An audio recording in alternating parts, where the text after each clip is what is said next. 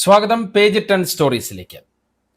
മോഹൻലാലിന്റെ കണ്ണിൽ channel mic കൊണ്ടതും താരം അതിന് പറഞ്ഞ മറുപടിയും വളരെ വൈറലാണല്ലോ ഇപ്പോൾ. അതിനുശേഷം മോഹൻലാലും ആ മൈക്ക് പിടിച്ച മാധ്യമപ്രവർത്തകരും തമ്മിൽ നടന്ന ഫോൺ സംഭാഷണം നിങ്ങൾ കേട്ടിരുന്നു. അത് നമുക്ക് പൂർണ്ണ രൂപത്തിൽ ഒന്ന് കേൾക്കാം ആദ്യം. ഹലോ ഹലോ, ഞാൻ ലാലാണ്. ഹലോ സാറേ, ലാലേട്ടാ, എനിക്ക് ഒരു അബദ്ധം പറ്റിയാണ്. ഞാനത് അതൊന്നും കുഴപ്പമില്ല, നോ പ്രോബ്ലം. അത് കഴിഞ്ഞ കാര്യമല്ലേ. അതെ, എന്നാലും ഞാൻ ചെയ്യാൻ പാടില്ലായിരുന്നു. ഒന്നും ചെയ്യാൻ. അതെ, ഞാനങ്ങനെ ചെയ്യാൻ പാടില്ലായിരുന്നു. അല്ല, അതിപ്പോ എനിക്ക് ഇത് എന്തറിയോ, നമ്മളെ ഒരു 5 മണിക്കോ അല്ലെ 6 മണിക്കോ ഒരു പോസ്റ്റ് ഇടുന്ന പറയുന്നു, നമ്മൾ ഇട്ടോളാൻ പറയുന്നു. അതിന്റെ ഫംഗ്ഷന് കയറുന്നു. അതിന്റെ ഇടയ്ക്ക് എന്താണ് ന്യൂസിൽ വരുന്നതെന്ന് എനിക്കറിയില്ല. അറിഞ്ഞൂടാത്തൊരു കാര്യം സംസാരിക്കുന്നു. അത് ഞാൻ പറഞ്ഞു, എനിക്കറിയില്ല ന്യൂസ് എന്താണ് പറഞ്ഞിരിക്കുന്നത്. അപ്പൊ അറിഞ്ഞൂടാത്തൊരു കാര്യം ഞാൻ നിങ്ങളോട് സംസാരിക്കാൻ പറ്റില്ല. അതുകൊണ്ടാണ് ഞാൻ പറഞ്ഞത് എനിക്കറിയില്ല, അറിഞ്ഞിട്ട് പറയാന്ന് പറഞ്ഞു. അതെ അതെ, ഞാൻ ഒരു ആവേശത്തിന് വെച്ചുപോയത്, മൈക്ക് വെച്ചുപോയത്. അപ്പൊ അതായത് പിടികെട്ട് കൊള്ളാവുന്ന കണ്ണി കൊണ്ടു, അത്രേ ഉള്ളൂ, വേറെ കുഴപ്പമൊന്നുമില്ല. ഞാനൊരു ആവേശത്തിന് മൈക്ക് വെച്ചായിരുന്നു. എന്ത് ചെയ്യാൻ പറ്റും, ഇവർക്ക് മാധ്യമം അങ്ങനെയാണല്ലോ. ഇപ്പൊ ഒന്നും കിട്ടിയില്ലേ നിങ്ങളെ കയറി പിടിച്ചു, ഇത്രേ ഉള്ളൂ, വേറെ എന്ത് ചെയ്യാൻ. കൈ ലോക്കായി. Okay, thank you. നോക്കി വെച്ചിട്ടുണ്ട്. അവസാനം മോഹൻലാൽ സ്വതസിദ്ധമായ തമാശ രൂപേണ പറയുന്നുണ്ട്, നിന്നെ ഞാൻ നോക്കി വെച്ചിട്ടുണ്ട് മോനെ എന്ന്. നോക്കൂ, എത്ര സൗമ്യമായാണ് മോഹൻലാൽ ആ വിഷയത്തെ കൈകാര്യം ചെയ്തിരിക്കുന്നത്.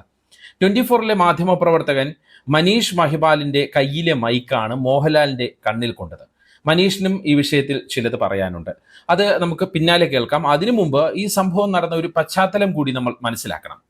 GSTയുടെ പരിപാടിയിൽ പങ്കെടുത്ത് അദ്ദേഹം കാറിൽ കയറുമ്പോൾ താരത്തിന്റെ മകൾ വിസ്മയുടെ സിനിമാ പ്രവേശനവുമായി ബന്ധപ്പെട്ട് ചോദ്യങ്ങളുമായി തിരുവനന്തപുരത്തെ മാധ്യമപ്രവർത്തകർ അദ്ദേഹത്തിന് ചുറ്റും കൂടുന്നു. ഇതിനിടയ്ക്കാണ് മനീഷിന്റെ മൈക്ക് മോഹൻലാലിന്റെ മുഖത്ത് കൊണ്ടത്, അല്ലെങ്കിൽ കണ്ണിൽ കൊണ്ടത്. ആ സംഭവത്തോട് മോഹൻലാൽ എന്ന വലിയ താരം അദ്ദേഹം എടുത്ത സമീപനമാണ് അദ്ദേഹത്തിന്റെ മഹത്വം വീണ്ടും വീണ്ടും കൂട്ടുന്നത്. മറ്റാരെങ്കിലും ആയിരുന്നെങ്കിൽ ദേഷ്യപ്പെടുമായിരുന്ന ഒരു സാഹചര്യമാണത്. ആ സന്ദർഭത്തെ തീർത്തും ലാലിസത്തിലൂടെ മോഹൻലാൽ എന്ന വലിയ താരം കൈകാര്യം ചെയ്തു.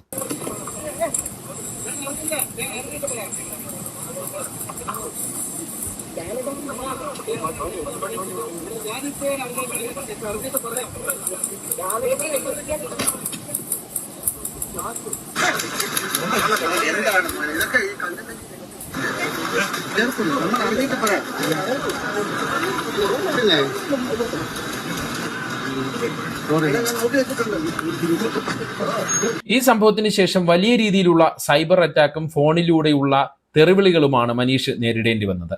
അബദ്ധത്തിൽ സംഭവിച്ച കാര്യമാണ്. മനീഷിന് അല്പം ആവേശം കൂടിപ്പോയി എന്നത് യാഥാർത്ഥ്യവുമാണ്.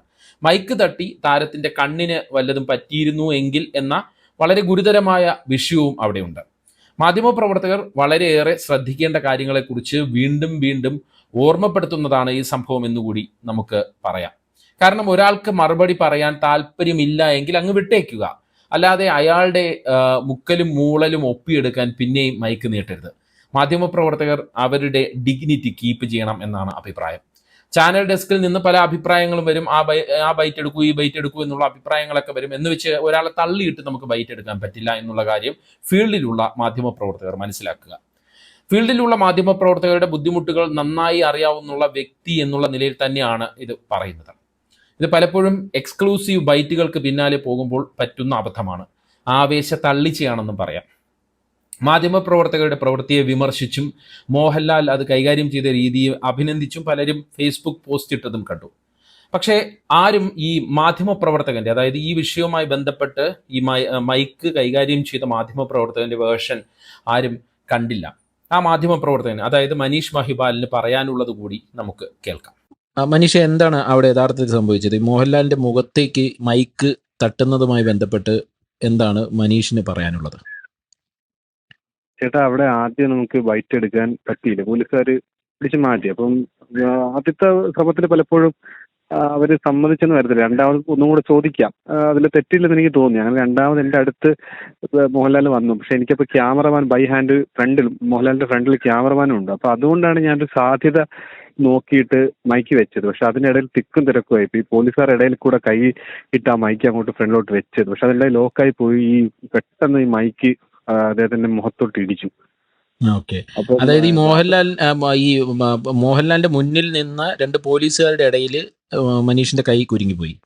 അതെ അതെ അതെ അതെ, എനിക്ക് അവിടെ ഒരു ചാൻസ് ഉണ്ടായിരുന്നു ഒരു മൈക്ക് വെക്കാൻ. ഇപ്പൊ ആദ്യം അദ്ദേഹം പ്രതികരിക്കാനില്ല, എനിക്ക് അറിയില്ല എന്ന് പറഞ്ഞെങ്കിലും സാധാരണ പലപ്പോഴും നമുക്ക് അങ്ങനെയൊക്കെ പ്രതികരണം തേടുമ്പോഴായിരിക്കും ചിലപ്പോൾ അവർ സംസാരിക്കുന്നത്. കാറിലേക്ക് കയറുന്നതിന് തൊട്ട് മുമ്പ് ചിലപ്പോൾ എന്തെങ്കിലും ഒന്ന് പറഞ്ഞെന്ന് വരും. അപ്പൊ ഞാൻ നോക്കുമ്പോൾ വേറെ ഒരു ചാനലിന്റെ മൈക്ക് അദ്ദേഹത്തിന് തൊട്ട് മുമ്പ് ശ്രമം നടത്തി. അപ്പൊ ഒരു എക്സ്ക്ലൂസീവ് ബൈറ്റൊന്നും അല്ലെങ്കിൽ കൂടി അദ്ദേഹം എന്തെങ്കിലും പറഞ്ഞാൽ ഒരു നല്ല, കാരണം മകള് സിനിമയിലേക്ക് വരികയാണ്. അപ്പം എന്തെങ്കിലും ഒരു ചെറിയ വാക്ക് മതി. അപ്പൊ അത് കിട്ടുമോന്ന് അറിയാൻ വേണ്ടി ഞാൻ വെച്ച് നോക്കിയത്. പക്ഷെ അതിനകത്ത് ഇങ്ങനെ ഒരു സാങ്കേതികമായിട്ടൊരു പ്രശ്നം പറ്റി. അതായത് ഈ മുകളിൽ കൂടെയാണ് മൈക്ക് പിന്നെ മോഹൻലാലിന്റെ അടുത്തേക്ക് നീട്ടിയത്. പക്ഷെ ഈ 2 പോലീസുകാരുടെ ഇടയിലേക്ക് കൈ ലോക്കായി പോയി അല്ലേ? അതാണ് എനിക്ക് ദൃശ്യത്തിൽ നിന്ന് മനസ്സിലായത്. അതാണ്. അതെ അതെ, ഞാൻ കൈ അങ്ങോട്ട് വെച്ചു. പക്ഷേ ഈ പോലീസുകാരുടെ ഇടയിൽ ലോക്കായി പോയപ്പോൾ അവര് ബാക്കിൽ നിന്നുള്ള തള്ളിയപ്പോൾ ഇത് പെട്ടെന്ന് അദ്ദേഹത്തിന്റെ മുഖത്തേക്ക് ചെന്ന് ഇടിച്ചു. അപ്പൊ ഞാൻ ആപ്പാടെ അങ്ങ് വല്ലതായി പുള്ളി എന്നെ ഇങ്ങനെ നോക്കി. പെട്ടെന്ന് നോക്കിയിട്ട് എന്താ മോനെ എന്നിങ്ങനെ പറഞ്ഞു. അതായിട്ട് കാറിലോട്ട് കയറി. പിന്നെ തമാശ രൂപേണ ഞാൻ നിന്നെ നോക്കി വെച്ചിട്ടുണ്ടെന്ന് പറഞ്ഞു. അങ്ങനെ അങ്ങ് പോയി. അപ്പൊ എന്നെ അവിടെ ഉള്ള ആളുകളൊക്കെ പറഞ്ഞു എന്തിനാ അങ്ങനെ വെച്ചതെന്നൊക്കെ ചോദിച്ചു. പക്ഷെ എനിക്ക് അങ്ങനെ ആക്സിഡന്റിൽ അങ്ങ് സംഭവിച്ചു പോയി. അതെ അതെ, നമുക്ക് ന്യായീകരിക്കാൻ പറ്റാത്ത, കാരണം നമുക്ക് ആ ഫീൽഡിൽ നടക്കുന്ന ഒരു അനുഭവം നമുക്ക് പറഞ്ഞ് മറ്റുള്ളവരെ മനസ്സിലാക്കാൻ വലിയ ബുദ്ധിമുട്ടാണ്. അപ്പം വീട്ടിലുള്ളവരും സഹപ്രവർത്തകരും ഒക്കെ നമ്മളെ തള്ളി പറയുന്നതായി പോയി. അത് വേണ്ടായിരുന്നു, ഓവറായി പോയി എന്നുള്ളതായി. അപ്പൊ എനിക്കും തോന്നി അത് ഓവറായി പോയെന്ന് തോന്നി. അപ്പം അദ്ദേഹത്തെ എങ്ങനെയെങ്കിലും ഒന്ന് വിളിച്ചു, അതിപ്പം അതിന്റെ ഒരു പബ്ലിസിറ്റി വേണ്ടില്ല, എങ്ങനെയെങ്കിലും അദ്ദേഹത്തെ ഒന്ന് വിളിക്കണമെന്ന് തോന്നി. നിങ്ങളുടെ ഭാഗവന് ഒന്ന് പറയണം, അത് മാത്രമായിരുന്നു ഉദ്ദേശം. പക്ഷെ അതിപ്പോ സംസാരിച്ചു കഴിഞ്ഞപ്പോ എന്താ ഒരു മാനസികാവസ്ഥ? സംസാരിച്ച് കഴിഞ്ഞപ്പോൾ എനിക്ക് ഹാപ്പിയായി. ഇത് എനിക്കിപ്പോ ഈ ഒരു ഓഡിയോ വെളി വന്ന അതിന്റെ ഒരു അത് വൈറലാകുന്നുള്ള അദ്ദേഹം എന്നോട് സംസാരിച്ച് എന്നെ അഡ്രസ് ചെയ്യുന്നു. അവസാനം കോള് നിർത്തുമ്പോഴും ഈ നേരിട്ടന്ന് ഇന്നലെ കണ്ടപ്പോൾ പറഞ്ഞ പോലെ തന്നെ അങ്ങനെ ഈ വിഷയം ഇവിടെ അവസാനിക്കട്ടെ.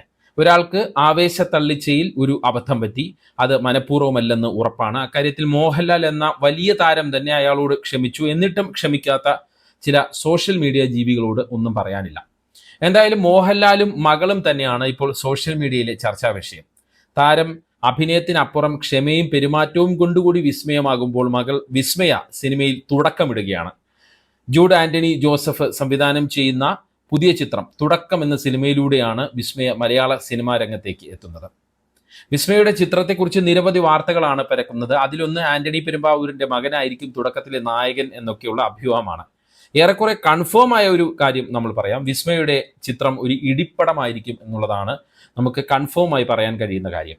വിസ്മയ തായ് ആയോധന കലകളിൽ പ്രാവീണ്യം നേടിയ ആളാണ്. Mixed martial arts, kick boxing, karate തുടങ്ങിയവയെല്ലാം വിസ്മയയ്ക്ക് അറിയാം. ഒപ്പം ചിത്രത്തിന്റെ ടൈറ്റിൽ ഫോണ്ടിലുള്ള ചുരുട്ടിയ മുഷ്ടിയുടെയും നീട്ടിപ്പിടിച്ച കൈയും ഇത് തന്നെയാണ് സൂചിപ്പിക്കുന്നത്. കൂടാതെ ടൈറ്റിലിൽ വിസ്മയ മോഹൻലാൽസ് എന്ന് എഴുതിയിരിക്കുന്നത് മോഹൻലാലിന്റെ കൈയക്ഷരമാണ്. അക്കാര്യവും പുറത്തു വന്നിട്ടുണ്ട്. എന്തായാലും നല്ല കിഡിലൻ തായ്ലൻഡ് ഇടി ചിത്രത്തിൽ ഉണ്ടാകുമെന്ന് ലാൽ ആരാധകർ പ്രതീക്ഷിക്കുകയാണ്.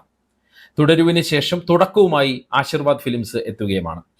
ഈ സിനിമയുമായി ബന്ധപ്പെട്ട ചോദ്യങ്ങളുമായാണ് മാധ്യമപ്രവർത്തകർ തിരുവനന്തപുരത്ത് മോഹൻലാലിന് ചുറ്റും കൂടിയത്. അതിനിടെ മോഹൻലാലിന്റെ കണ്ണിന് മൈക്ക് കൊള്ളുന്നതിലേക്കും മാധ്യമപ്രവർത്തകൻ മാപ്പ് പറയുന്നതിലേക്കും ഒക്കെ കാര്യങ്ങൾ എത്തിയത്. എന്തായാലും ഇനിയെങ്കിലും ബൈറ്റ് എടുക്കുമ്പോൾ മാധ്യമപ്രവർത്തകർ മത്സര ബുദ്ധിക്കപ്പുറം ശ്രദ്ധാലുക്കളായിരിക്കുമെന്ന് നമുക്ക് പ്രതീക്ഷിക്കാം.